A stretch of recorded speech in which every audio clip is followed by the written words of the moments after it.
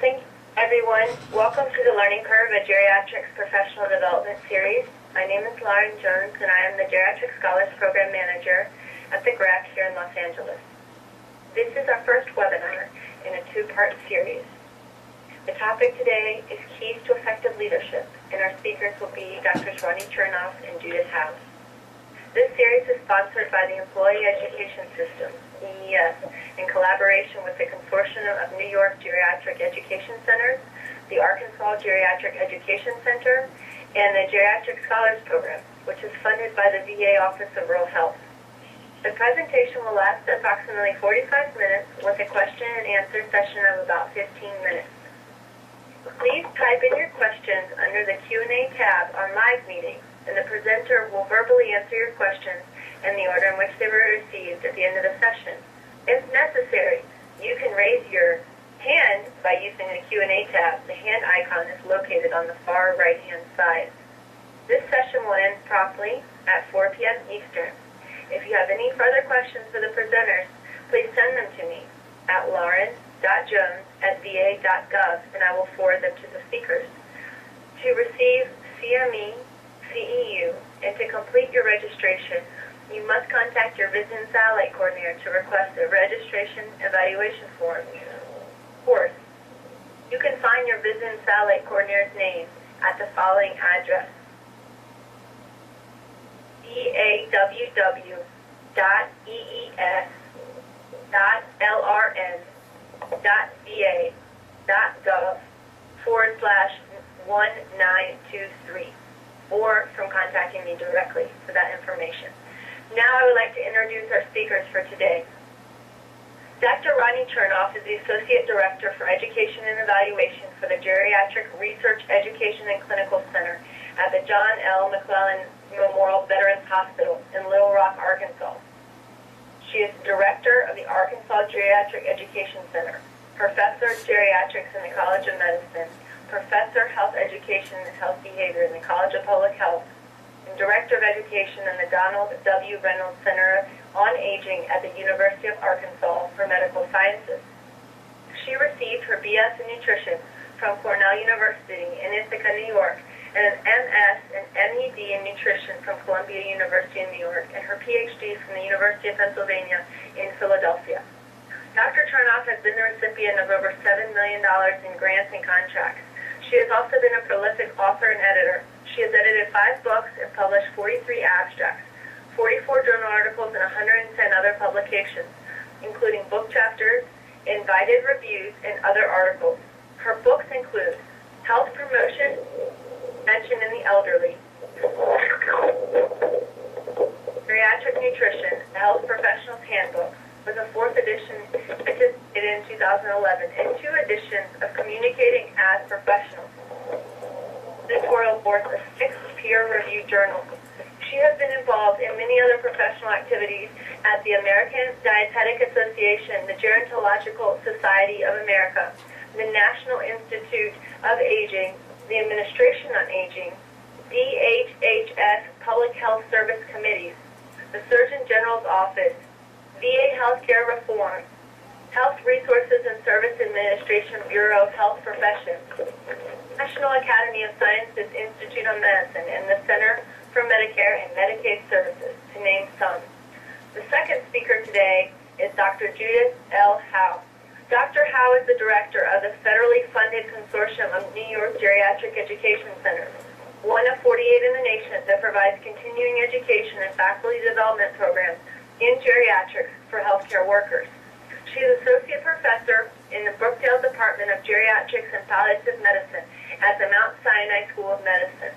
Dr. Howe is the Associate Director of Education and Evaluation in the Vision 3 GRECC at the James J. Peters VMAC in Bronx, New York. Additionally, she serves as the Director of the Bronx VA GRECC Interprofessional Palliative Care Fellowship Program. Dr. Howe holds 2 master's degrees from Syracuse University and a PhD in Social Welfare and Gerontology from Fordham University. Dr. Howe's career interests include gerontology and geriatric education, curriculum development, interdisciplinary teamwork, community-based services, and public policy. She has presented at many national meetings, including the Gerontological Society of America and the Association for Gerontology in Higher Education. She serves as an elected member-at-large of the Executive Committee of ArkGEC, the Association for Gerontology in Higher Education, and is the current president of the National Association of Geriatric Education Centers. In 2005, Dr. Howe was the president of the State Society on Aging of New York.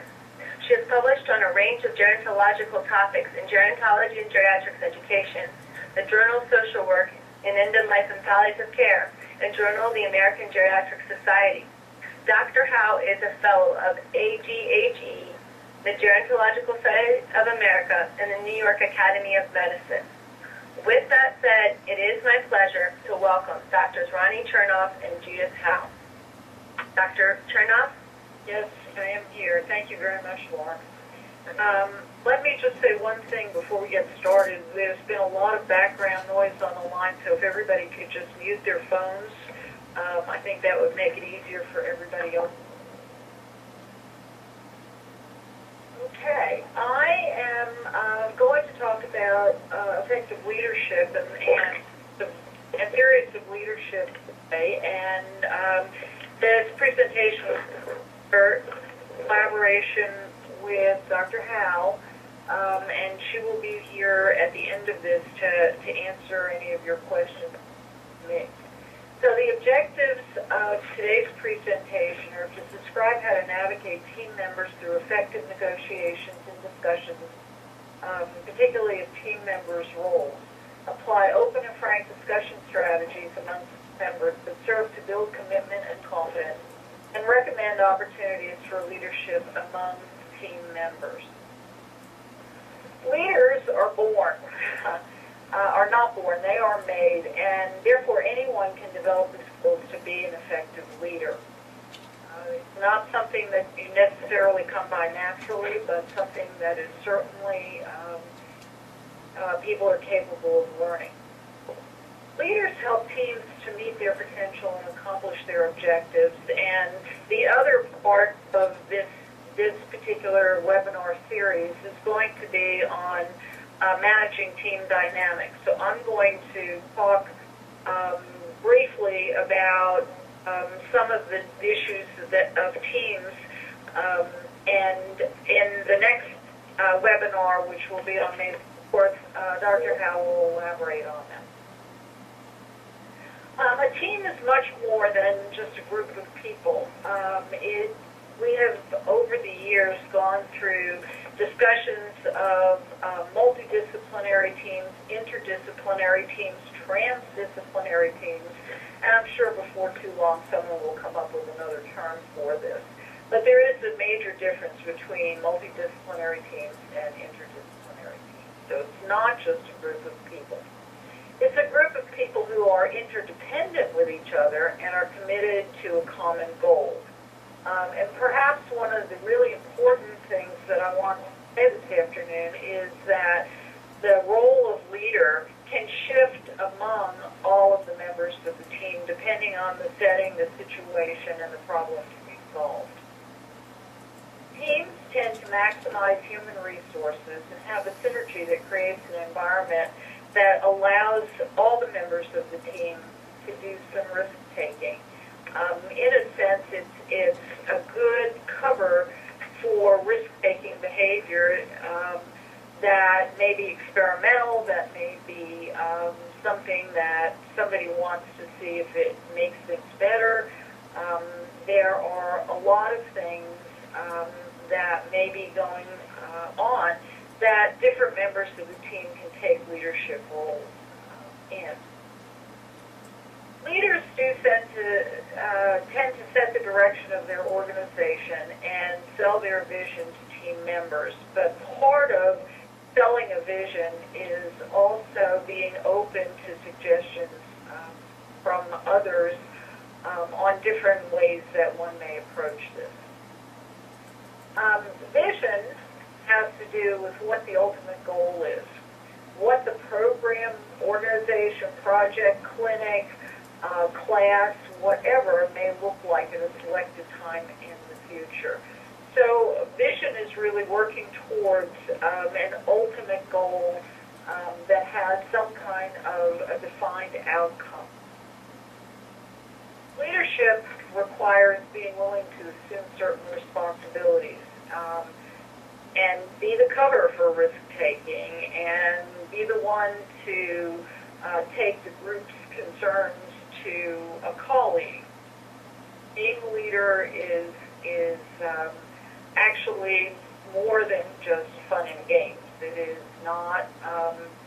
It's not a passive role that people take under any circumstance. One aspect of leadership encompasses using negotiating skills to work through turf issues. This requires mediator skills and the ability to remain neutral and to listen to both sides. So a leader will find mutual agreement in order to lower the noise that surrounds conflict about the areas of disagreement, and a really good leader will help the members on opposite sides or different sides, not necessarily always opposite, find some common ground upon which they may base their ability to negotiate. So if there's a common ground that people can come to, it lowers all of the tension, in that at least some of the things have been agreed on can be moved off the table because there is an area of agreement. A skilled leader will keep discussions respectful, no name calling, no free jabs. They will encourage openness and honest discussion, and will keep the conversation inclusive.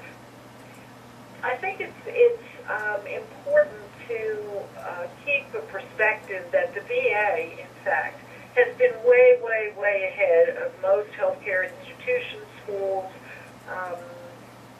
wherever healthcare is practiced, by a program that was started back in actually, I think, the late 70s, called Interdisciplinary Team Training in Geriatrics.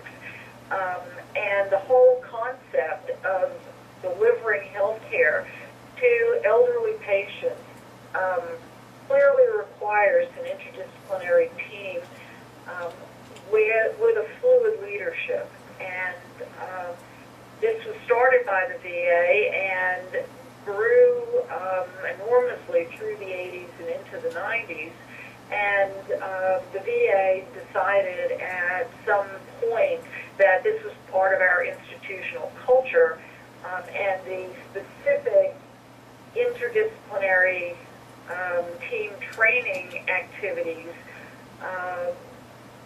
sort of got incorporated into a variety of services. And it's been interesting to watch that in this year, that the whole concept of the need for team training has come back.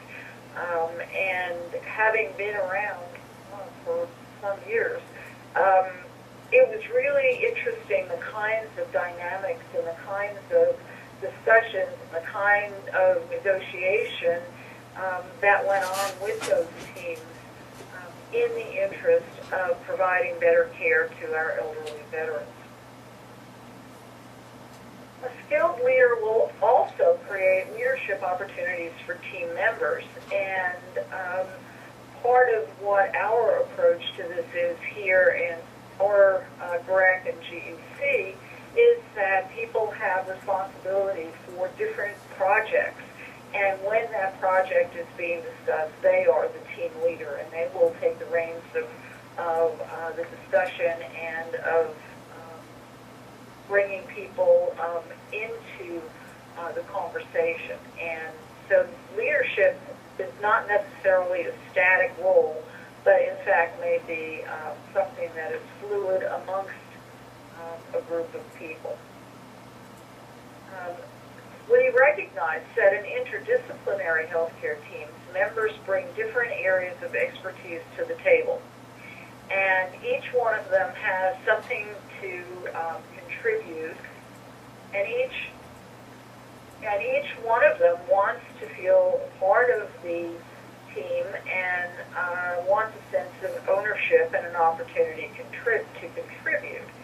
And a good leader will facilitate the team members' ability to, in fact, do that. In interdisciplinary teams, as I've been saying, leadership is fluid, with different members of the team taking responsibility as the situation or the case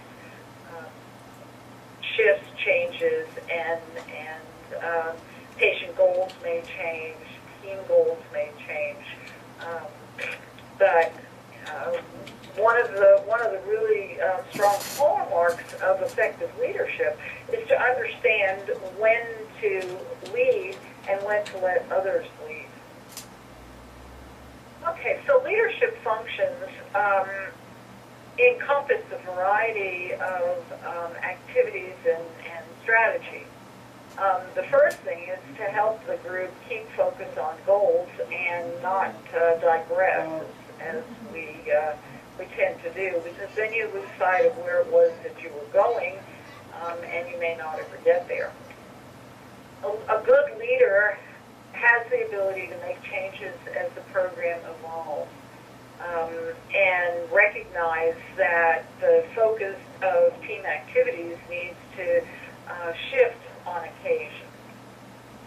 A good leader will lead the team to decision-making based on facts, not emotions, but on what it is that the strategies are to achieve the goals.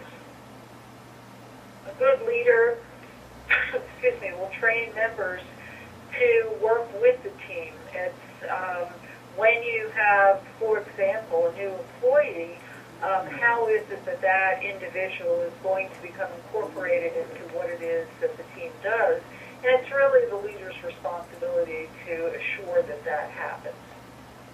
A leader will be the one to evaluate progress and to follow the accomplishments of the team and periodically remind them of what a good job they're doing. In that,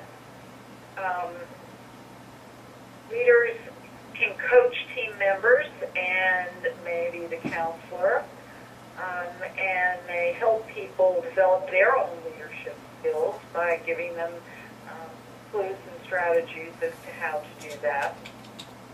A leader will use collaborative methods to involve everyone. I think we've all experienced that happening where there's, in any group, there's usually one or two people who need to be actively brought into the discussion and will sit quietly until they are invited to join.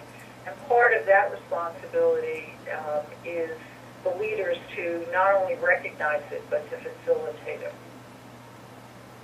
The leader will be the one to manage the conflict, and I referred to mediation and negotiating skills earlier.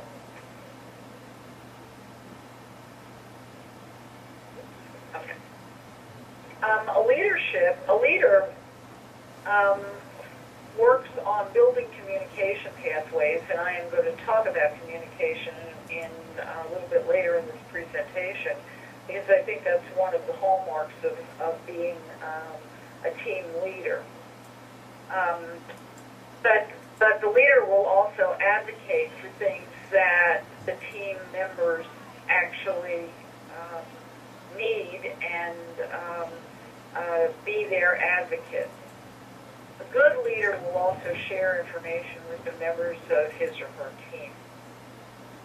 There are a variety of leadership styles, and I'm going to give you two sort of theoretical examples, if you will. Leadership styles may be categorized, and in some of the literature, they're categorized as authoritarian, democratic, or free reign. And let me explain to you what those are. An authoritarian leader is one who tells their team members what it is that they want done and how to do it. They're very directive and somewhat controlling.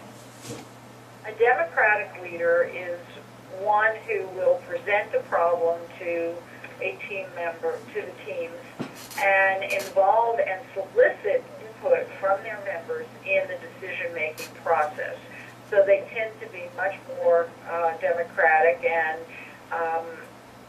have developed skills of compromise and help their team members to develop skills to compromise.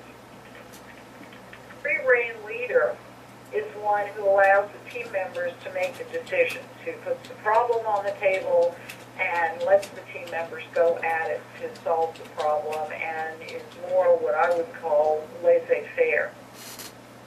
A good leader uses all three styles depending on the situation, because there are clearly situations where there's no time for negotiation. Certainly in an emergency, somebody has to make the decisions and tell people what to do and how to do it, and when to do it. But in a less urgent situation, we'll solicit and encourage input from the group, and will at times let them make their own decisions. So that's one theoretical framework for leadership. Bowman and Beale's leadership perspective is somewhat more structured and placed in the social sciences. So structural is a social psychology approach. Human resource is organizational and social psychology. A political leadership is grounded in political science. And symbolic leadership is founded in anthropology. And let me give you and some examples of this.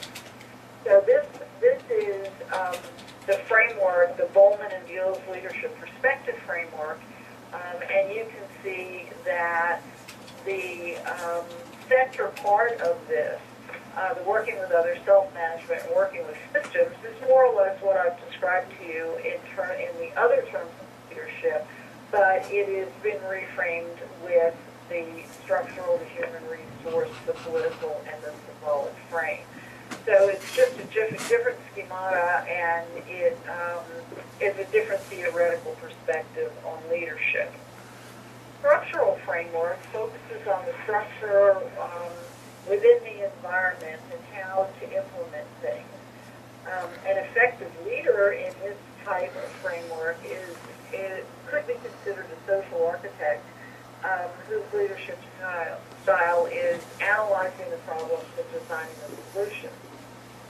If the leader is not effective, is an ineffective leader in this kind of a situation, then they come across looking like a petty tyrant and tend to micromanage. And I have had a lot of experience with ineffective leaders where they try to control the thing by micromanaging the details, and you tend to lose sight of the bigger picture and the ultimate outcome goals that you're focusing on. The human resource framework leaders tend to be more people-oriented. They believe in people, they are more accessible, they share information, they are more likely to have a participatory style where input is solicited from the group and processed with the group. And when somebody is effective at this, they appear to be a catalyst who provides support, advocacy, and empowerment of the members of the team. Somebody who is not very good at this, who is an ineffective leader, can be perceived as being a pushover. In the political framework, a leader will help to clarify what they want, assesses the distribution of power and interest, and may build linkages amongst the team members and with external frameworks such as other teams or other services or other facilities. Someone who is an effective leader in this model is an advocate who tends to build coalitions, but somebody who is not very good at this comes across as being a hustler who is manipulating the situation to achieve their own goals and not necessarily those of the team. In a symbolic framework, the leaders tend to view organizations as the stage to play certain roles and to provide an impression. They may use symbols to capture attention. They may be somewhat visionary. An effective leader will come across as being an inspirational leader who has a vision and is doing an effective job of moving the group towards achieving that vision or towards seeing that vision. An ineffective leader in this style framework may come across as being a fanatic who is doing things with smoke and mirrors and is not really well-grounded in the world, or in the world in which you exist, real or otherwise. In the Baldwin and Deal model, leaders can be put into any one of these four categories at any given time, similar to what I said in the other framework relative to, you may be one thing for one occasion or one instance, and then shift as the facts change, shift as the situation changes. So an effective leader should not really rely just on one approach. And as I just said, depending on the situation, one approach may in fact be more suitable than another. Once again, depending on the environment and the situation. For example, during organizational change, we may need structural leaders who are visionary, who may be visionary for a more suitable period of time. Factors that influence leadership style at any one point have to do with how much time it takes and how much time we have to invest in this. Building the nature of relationships, and relationships should be built on respect and trust, and respect and trust goes both ways. It may go more than both ways. It may go in a whole variety of directions, but a good, solid relationship and a series of relationships are built on respect and trust. Sometimes, and I sort of alluded to this earlier, the leadership style should go to the one, or the leadership should go to the member of the team who has the necessary information. It is really making people feel more, I guess, a greater sense of ownership and a sense of contribution if they can take the lead when their area of expertise is being addressed, and they're the people who should lead the team in terms of that particular issue. Of course, one of the things that's really highly dependent here is the skill of the team members and being able to relinquish leadership roles and accept leadership roles as the situation demands it. And at the same time trying to avoid internal conflicts.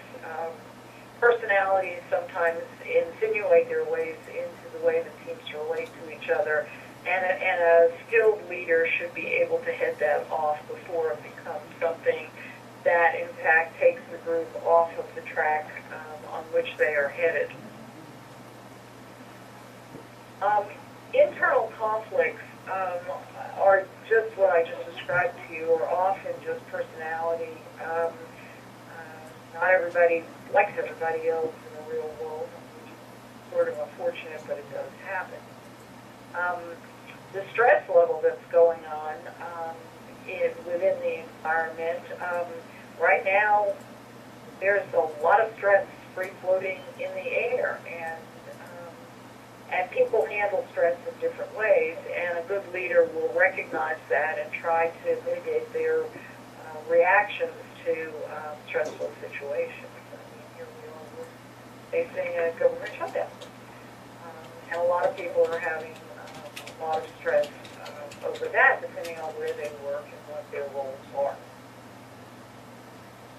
Another factor that will influence leadership style will be the type of task that is being dealt with, and whether or not it's something that's highly structured, that can only be achieved by doing step 1, step 2, step 3, as opposed to an unstructured task where it doesn't matter whether or not you go in a linear line from the beginning to the end, as long as you get to where it is that you're going.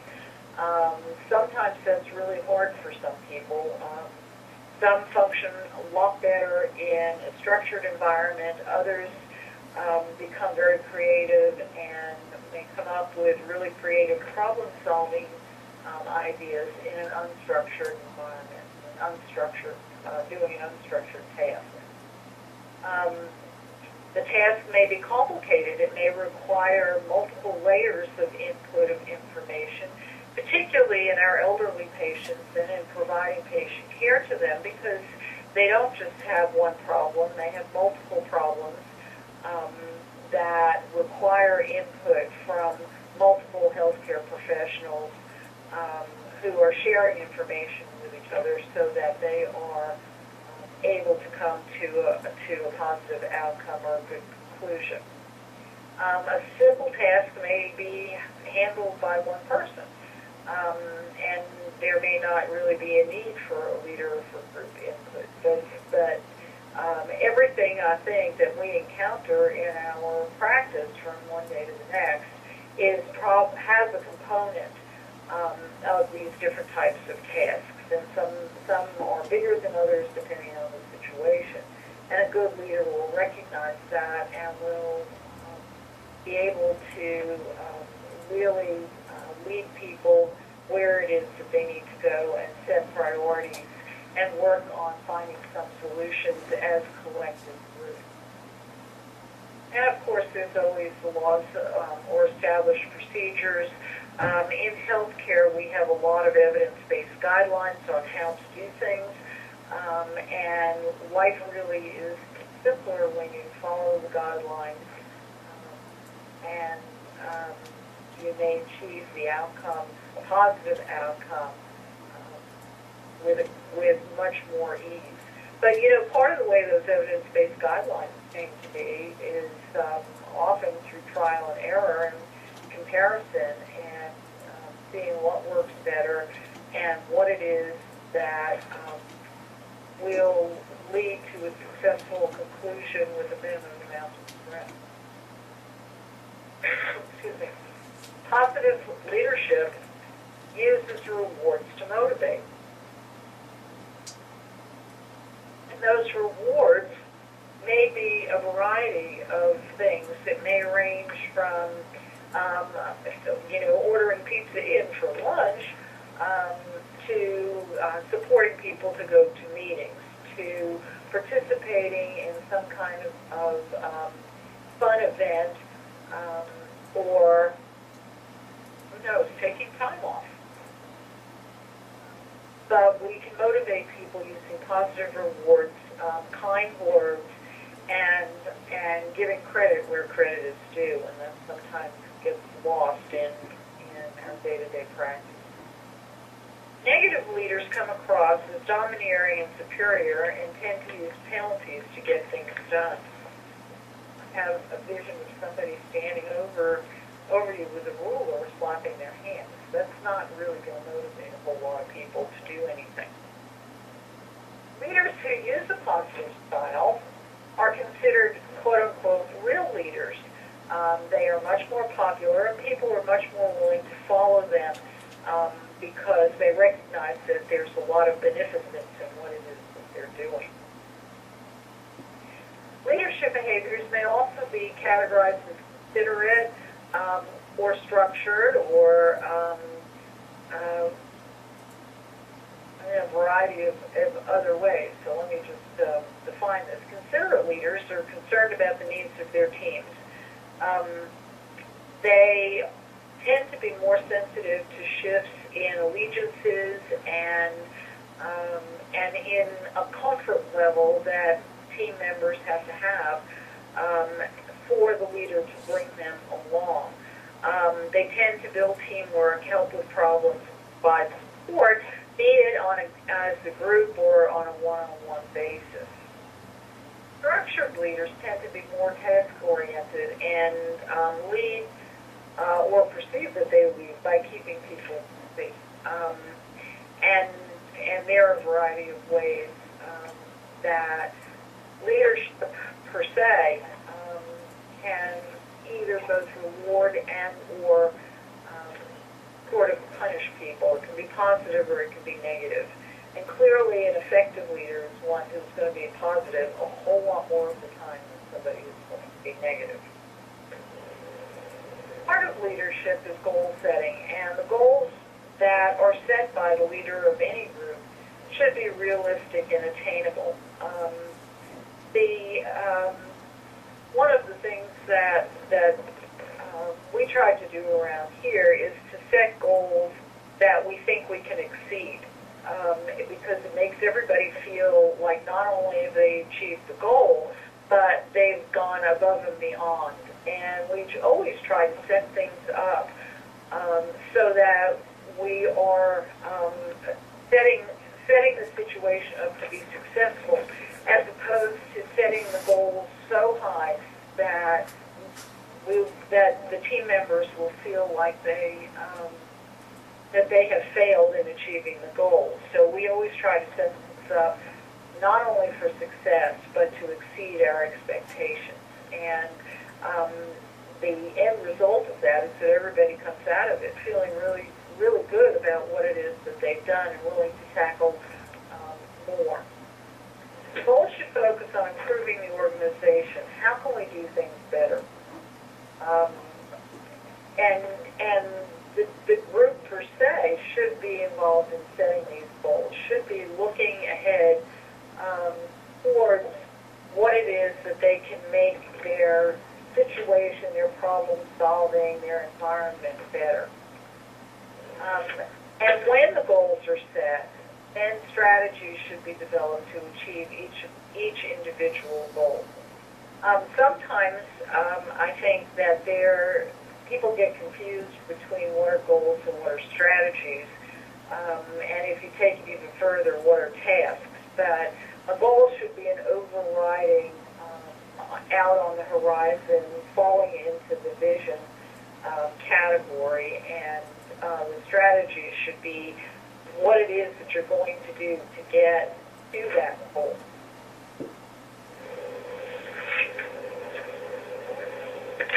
A large component in effective negotiation, as in setting goals, is communication, and I promised earlier that I was going to talk a little bit about communication, because good leaders and effective leaders have a lot of communication skills. What is communication? It's the exchange and flow of information and ideas. It's how it is that we share information. And we may think that we've done a really good job in explaining things to people, but communication is not really complete unless it is received clearly by the recipient. So we need to make sure that the language that we use, I have a new employee, and we sat Monday, and the poor young man was just overwhelmed because this was his first day in the VA, and we talked in our own vernacular. We have our own language. Everything's referred to by codes, by letters, by acronyms. And when we are dealing with either our team members, our employees, our staff, or our patients, we may use language that they're not receiving clearly because they don't know what we're talking about. And leaders and providers really need to be very sensitive to the communication issues that exist in the environment in which we work. There are a lot of barriers to communication. Culture and background and bias, and every single one of us has some cultural framework in which we were raised, and some background in which we were trained, and a bias in some direction or another. It's not necessarily a prejudice, but it's a bias as to how it is that things should be done, what it is that's taught, how it is that our profession interfaces with other professions, and we all bring that. That's the baggage that we bring with us to any communication episode. There's often a lot of background noise, and we try and get people to put their phones on mute, but sometimes it just sort of moves through. And I'm just using that as sort of a visual example, if you will. But there's a lot of background noise of what it is that's going on around us that sometimes interferes with the message that we're trying to communicate to our group. There's the perception of message delivery, the tone of voice, the way that people say things, the semantics of what it is that we're saying, such as I had on Monday with my young 40 who didn't have a clue what any of us were talking about. And you have to remember to stop and explain what it is that you're talking about. The environment, and one of the things that we have in our VA hospital are signs at all the elevators that remind you not to talk about patients in public settings.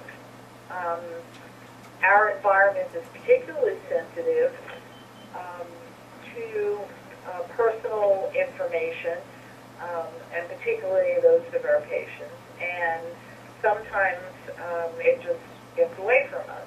And we have to be very sensitive to that, and we have to teach our staff and lead people to a better way of communicating.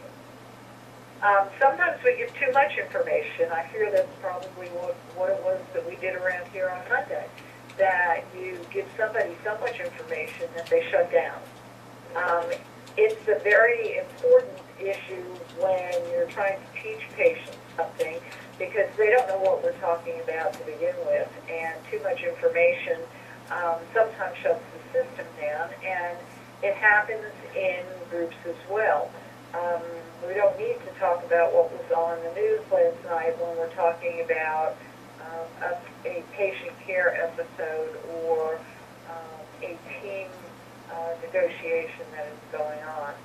And I've mentioned stress before, so we know that stress is an issue that we have to be sensitive to and recognize. And a really good leader will be sensitive to the atmosphere and the environment.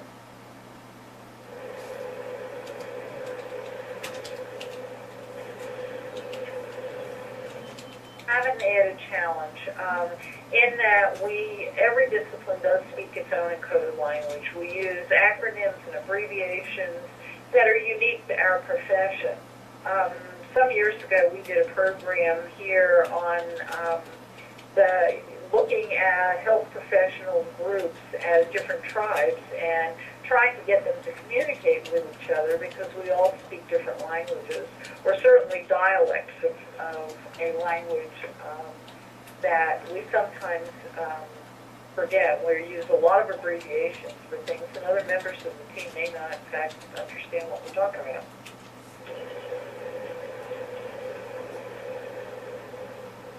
Active listening is a skill that's often missing in communication. And listening is perhaps the most important communication skill. In active listening, you spend more time listening than talking, and in fact, a good leader will spend more time listening than talking and be there to guide the group along the path that he or she has set as the goal. This is one that always drives me crazy. Do not answer questions with questions. It is extraordinarily frustrating when someone is, offering an opinion or trying to offer a solution to a problem. So try and actually answer the question with a declarative statement. A leader should be able to provide feedback, but let the individual to whom the feedback is going say everything that they need to say, so don't interrupt. You can ask open-ended questions, and that's really actually a very good thing to do with patients, so that they feed back to you what it is that they think that they've heard. Works with team members as well. And to solicit feedback, to get people, in fact, to respond to you, to make sure that they have heard what it is that you have actually said.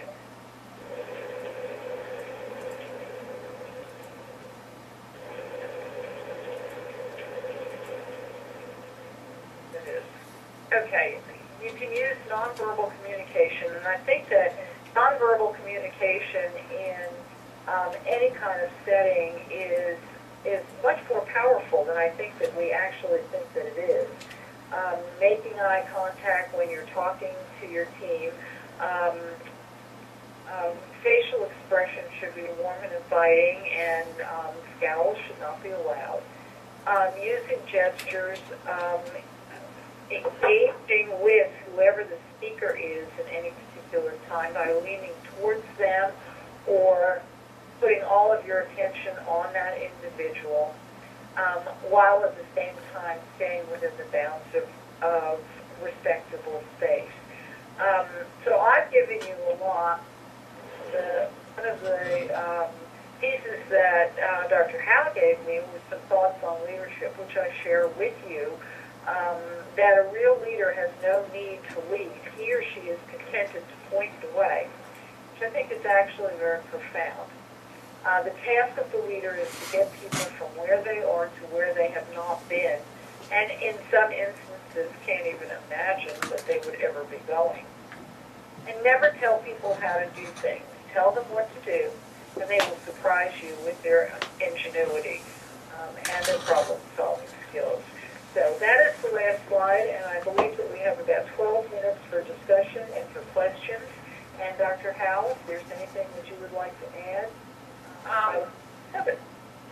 Thank you, Dr. Chernoff. That was excellent. I just wanted to mention that on May 4th, I will be the lead faculty member the webinar, which will be focusing on managing team dynamics, which will be very related to Dr. Chernoff's webinar today. We both work together in our presentations, but we've made the decision to have one person take the lead. Otherwise, it's just a little complicated. But thank you, and I think now would be a nice time to entertain questions. I know also that a number of people had a hard time getting on, and I'd like to thank Dr. Jones, the moderator, for all of her help in assisting people. Yes, thanks, everyone. This is Lauren again moderating, and I do want to open it up for questions. They can be typed into the live meeting, but since I think the group isn't that big, if anyone has a question, now is a good time. Marta from Montana. I did type this in, but I was wondering if it's possible to get a handout from this presentation, which was quite good, or a copy of these slides. I clicked on the handout icon on Microsoft Office, and nothing was listed. Yeah, we didn't know how to upload the slides, so they didn't get uploaded until yesterday. This is a new system. But there, absolutely, you can have a copy of the slides. Yes, and Martha, thank you for asking that question. Again, everyone, this is Lauren, and I did want to let you know that that will become available on the Geriatric Scholars website, SharePoint intranet site. So it's available to anyone through the VA system using intranet, and you will, within a couple of months, be able to link to the archive of this entire webinar, including the slides, but we can also post the PowerPoint slides. Yeah, I think it would be nice if the participants could have the slides. This is Dr. Chernoff. Can you maybe just speak to some of the particular challenges of leadership in rural settings, and highly rural or rural outpatient clinic? How I would think that the leadership would be kind of a hybrid of leadership when your parent station might be 200 miles away. Do you have any thoughts on that? Well, I know the issues that we've had we've had a lot of experience with this. We, in Arkansas, I'm sure many of you know, it's a highly rural state. I think Montana probably has us beat, but we have had, we have established 8 rural centers on aging throughout the state, and it really requires a lot of skill to deal with people. First of all, we're from the university, so it's the equivalent of we're from the government and we're here to help you. People have a lot of turf issues, and in order to really be a good leader in that kind of situation, you have to be really sensitive to that. And one of the things that we have had the opportunity to do over the years is to go to these rural sites, to introduce ourselves, to lay out what it is that we are hoping to accomplish, and then take a step back and listen.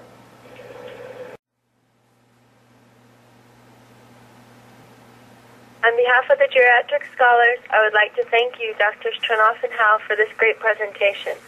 I'd also like to remind you all to contact the Vision Satellite Coordinator for your Scantron sheet. If you need help, please contact me to obtain a Scantron sheet. And thank you all for joining us. We look forward to seeing you on May the 4th for the second webinar in this series, entitled Managing Team Dynamics. For more information or to request another copy of the webinar flyer, please email me at lauren.jones@va.gov. Thank you, everyone. Goodbye.